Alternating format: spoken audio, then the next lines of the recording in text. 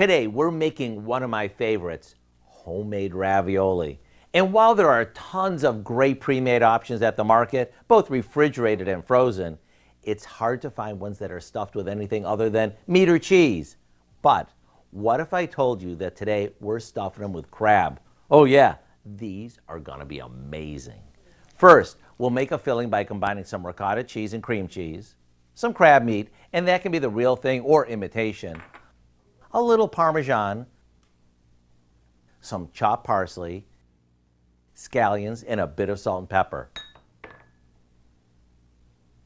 Next, we assemble our ravioli. Now, instead of making pasta from scratch, we're using wonton skins, which we can find in the produce section.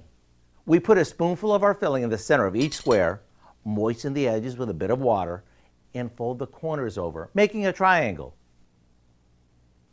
Then we boil them till they're tender, just like we would with store-bought ravioli. Serve them up with your favorite sauce, and you're good to go. Not only are these perfect for dinner, but you can serve them as an appetizer too. Either way, I hope you'll go online and get the recipe for our homemade crab ravioli so you can wow everyone with something that looks super fancy, yet is super easy. I'm Howard with Kelly in the Mr. Food Test Kitchen, where today we found a restaurant-worthy way for you to say, ooh, it's so good.